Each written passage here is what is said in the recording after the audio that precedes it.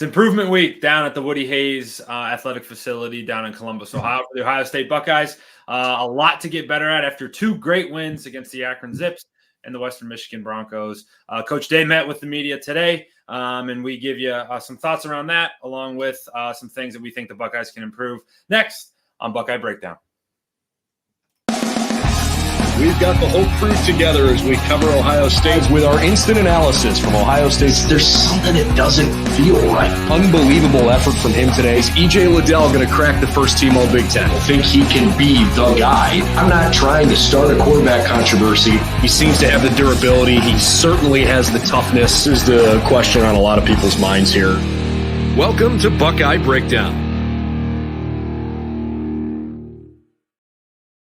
Well, welcome in, everybody, to another episode of the Buckeye Breakdown podcast. Anthony Moeglin alongside my partner here, Kevin Woidke, giving you a show here on Improvement Week, which is what it's being coined down in Columbus for the Ohio State Buckeyes. Obviously, Ohio State's off to an awesome start.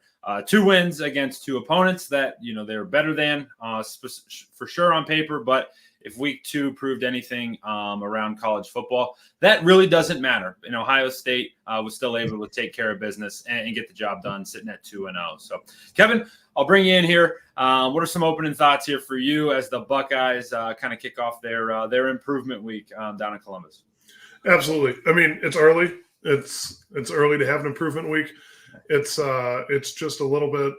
It's good. It's good to know they didn't walk into this week with a hiccup. Not a whole lot to improve on, but I mean, then again, it's week two, so there is. But just hitting the ground running, tightening some screws a little bit, and then getting ready for the next stretch before the next improvement week. I don't know if you've ever had a bye week or an improvement week off of a loss, but it's like the worst thing in the world, or off of a poor performance. I've had a handful of those in my career, but for the Buckeyes, and that's certainly not the case. The Ohio State team is rolling, and even what we saw between weeks 1 and 2, certainly a different group that came out. Week 1 against the Akron Zips, and they talked about it a lot. A lot of the players owned up to the fact that they did kind of take in the environment, and they did kind of see the horseshoe for the first time, and hear and do all of the new traditions that some of those new guys were now accustomed to, and it kind of looked the part. Came out a little sluggish, came out a little slow, but in week 2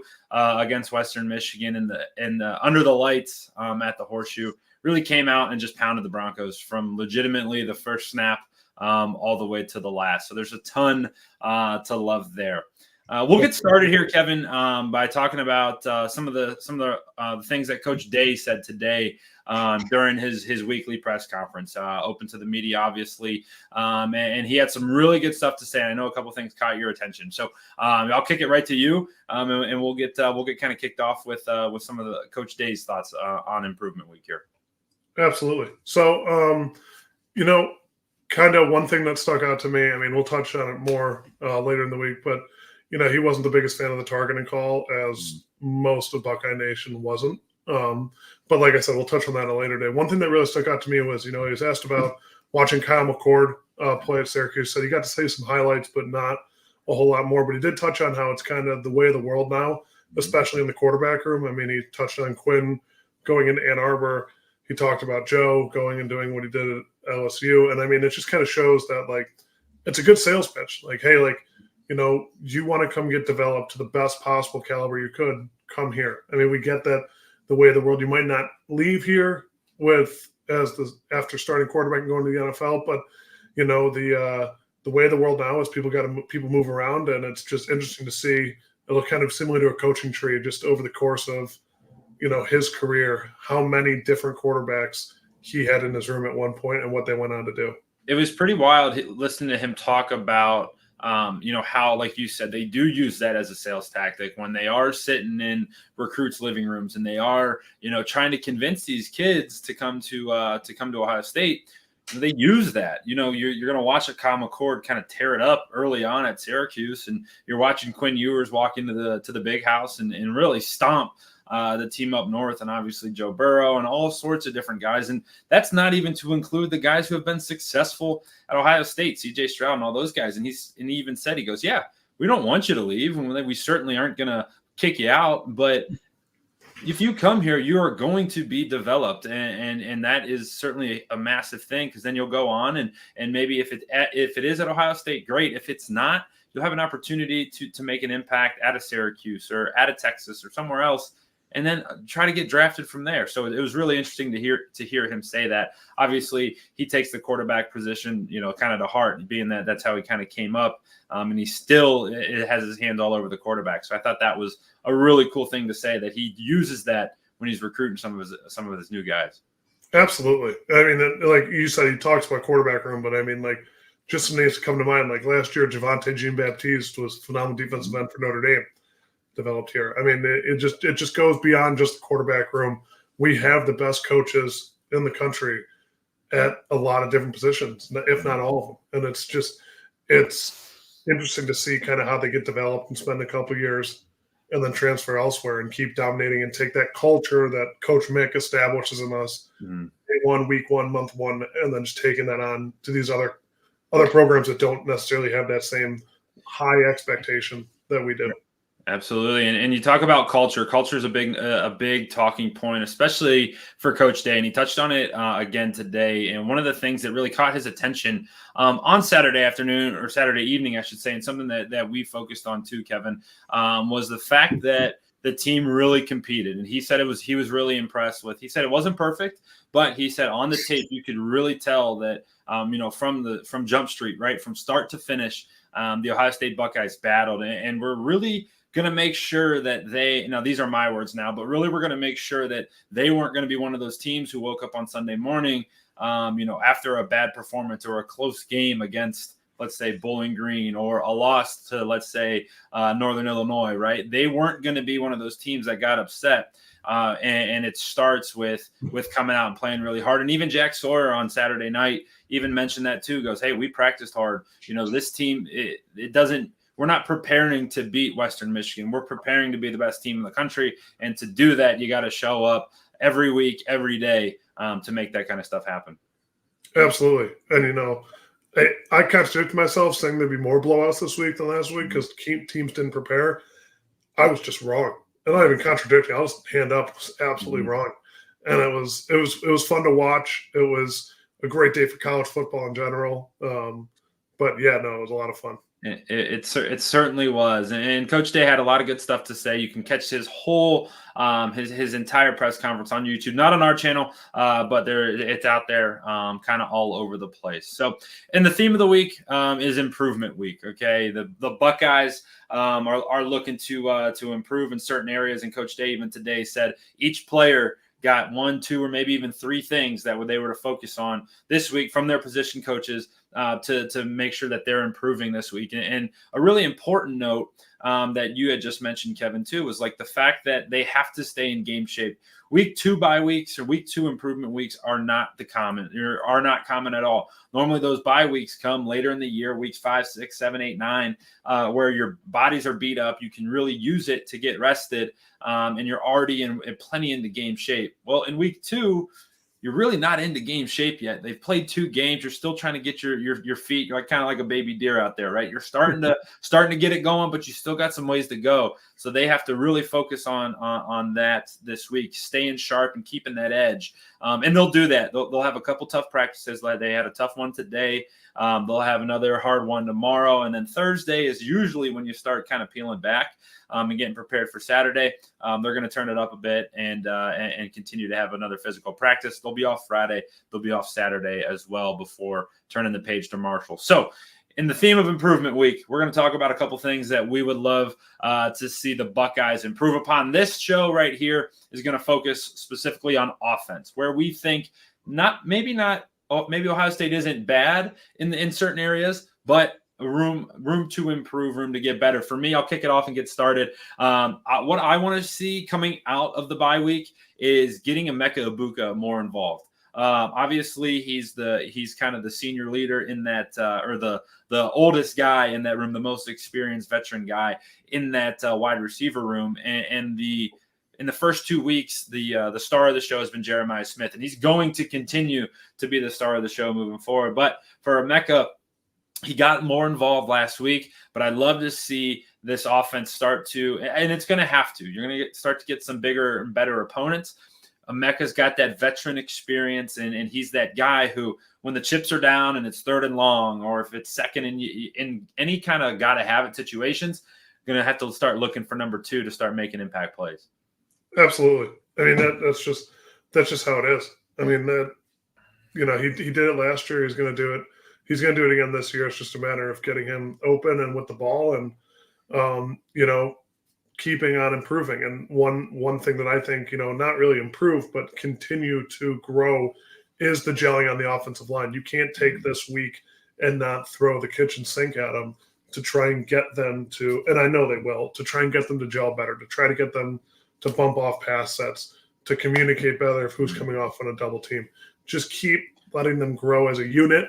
Hopefully Donovan Jackson will come out of this bye week back and they'll have a cohesiveness along their offensive line. Not to say they haven't played well and started to bond, but the other nice thing about Donovan being out is that, I have that 6th lineman. They have that guy that they can go to in the event that something happens where, okay, Donovan's good enough, he can move over to right guard and then, move people in. And that's the beauty of this. That's the beauty of an offensive line. You need all 5 people to be firing, all 5 Pistons to be firing for the play to work correctly. And, now that you have a 6-1 that when one buffers, you can move in there is awesome. It is. It's always good to build that depth. And on that point of the offensive line, we've obviously been hammering it home for on our show because it is so important. But Coach Day was asked about it today in the press conference and asked about how important Seth McLaughlin has been at the center position, because he's not just a new guy who has NFL aspirations and is going to be a round 1 guy, but he comes from winning. He comes from Alabama, right? He's just won throughout his career and has been on dominant and great offensive lines. And that really shows, especially for this group who primarily has kind of gotten the short end of the stick when people talk about the Ohio State Buckeyes from the past couple of years, because if there's been one area to critique, it's been the quarterback position, which we got a new one now, or the offensive line. And the offensive line, it's a lot of the same faces, a lot of the same cats who are back, except for Seth McLaughlin. And Coach Day talked about how awesome it is to have him in the middle so that when stuff kind of gets crazy, when coaches are yelling and stuff might not be going well,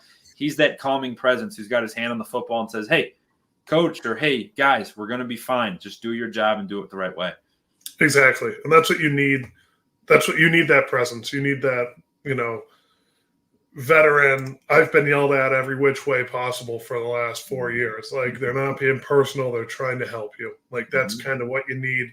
You need that guy in that room to be like, hey, okay, here's how they said it. Here's what they were saying. And I think Seth is the perfect guy for that, where he can even look in and he can be like, he's like an extension of the coaching staff, where he can look in and be like, okay, they just yelled at you and at 95% of it was nonsense and blowing off steam. Here's the 5% you got to focus on. Here's how you get better. And that you always need that in your room. Absolutely. And it's kind of bridging the gap between the skill guys and the offensive line is that tight end position. And that's, for me, that's improvement number 3 that I want to see coming out of the bye week. Okay. We saw the importance of the tight end last year with Cade Stover. Cade Stover became, especially if you're a fan of this show, I was banging his drum for a long time, at the end of last year, because having a tight end who's a weapon is something that offenses who have those just totally thrive. They're matchup nightmares because you guys can't guard them. You can't guard them with a safety. You can't guard them with a linebacker because they're so big, physical, and fast. So getting those guys to that position will only upgrade the offense. And seeing G. Scott start to take that next step, I think is going to be something that I have my eye on coming out of this improvement week. And I know that G. Scott's you're a big fan of G. Scott, so I know you got your eye on that as well. Absolutely. Big G. Scott guy right here. I can't wait to see how they utilize him as the season goes on. Another thing I'd love to see him utilize a little more, maybe a dual running back set. I think that we have 2 of the best running backs in the nation. Having them both out there, and they can both catch the ball in space, so it's not like you got to run the ball. But, like bringing both of them out, doing a little, pistol type formation, and then bringing in Austin if you wanted to when Donovan comes back. He's seasoned enough. He's been through 2 games, started for 2 games, played a lot. I think he played more snaps than anybody over the first 2 weeks. Like bringing him in, figuring out a way to use him as like a big tight end, and then have both those guys in the backfield. I don't know how you're going to stop that. Six linemen and those two, six coherent linemen and those two running backs. It'd be very hard to stop. And Kevin, we saw Will Howard be an effective runner last week. Right. He's been an effective runner his whole career. So you line him up with these two horses in the backfield. What do? If you have an opportunity to really punch the ball down someone's throat and really run it, getting it into a two-back set, I think, could be something that does get implemented. That's something we haven't seen yet to this point, but I think that it could be something that helps them take the next step. All right, last one. And it's going to be up to me here to make this last improvement piece, and it's for Will Howard. I think that he was very good between weeks 1 and 2. Week 1, I thought he started a little clunky, and then in that second half against Akron, he started to pick it up and get his rhythm. He came out with no doubts in week number 2 against Western Michigan. What I want to see from him is taking that next step in the vertical pass game. Okay, that's always kind of been his Achilles heel through his first 4 seasons at Kansas State, is throwing the ball down the field deep. I think he's very good in the short to intermediate. He obviously can run the football. He's a big dude. You can't tackle him. But if there's one weakness to the game, and we saw it a couple times on Saturday, it's throwing that thing deep and capitalizing when these speedsters, these Jeremiah Smiths, get over the top, and you can't miss those in big games. So for me, it's the last point of improvement is going to be Will Howard starting to improve on taking the top off down the field there. So a couple points of improvement from Coach Woidke and Coach Moeglin here for the Ohio State Buckeyes. I'm sure that Coach Day has them all dialed up and working really hard because they know the importance. I think that week 2 around all of college football was a wake-up call for everybody, and Coach Day's not going to let that happen in Columbus. So, Kevin, before we get out of here, any final thoughts on our improvement week show? What do I have to do to improve this week as we continue to work through it? Absolutely. Your list is too long for stuff I got. No. I don't have anything for you right now, Anthony. The only thing I want to touch on before we go is, I like to give people their flowers when they deserve it. I've been really impressed with Ty Hamilton this year, little brother of one of my teammates. And, Coach Day touched on him a little bit during his press conference today. He's exactly what you want from a Buckeye, homegrown kid who, goes out there every day, isn't about the flash, isn't about the pomp, and runs and works and does all that stuff. I remember his older brother, Devon, running down J.K. Dobbins for 60 yards during our second padded practice of the year. And it was like, those are the types of guys that will win you championships with that kind of level of effort. Remember Coach Mick touched on it then, and it's worth touching on now. I'm just excited to see how he keeps improving throughout the year and, just keeps adding to that already stacked defense. It's an awesome point. It's a very good point. And we'll get out of here on this. You mentioned J.K. Dobbins, a ton of Buckeyes throughout the NFL on Sunday and Monday making big plays. J.K. Dobbins, obviously the first to come to mind, went over the century mark out in L.A. I think he had 125 yards and maybe a score for the Chargers. So a fresh start for him. Certainly excited for J.K. to get going there. So we got plenty of content for you. Just because it's the bye week for Ohio State does not mean we're stopping. Get your written work over at the site si.com/college/Ohio State. And Kevin and I will be back with more content later in the week. We'll get you back on Thursday, and then we'll run a quick show on Saturday to get you set for the week that will be in college football. So got you covered on all our sites. Find us on social too. Got plenty of content anywhere you want to get it. So thank you for jumping in with us tonight. For Kevin Woidke, I'm Anthony Moeglin on the Buckeye Breakdown podcast. Like I said, we appreciate you jumping in. And as always, go Bucks.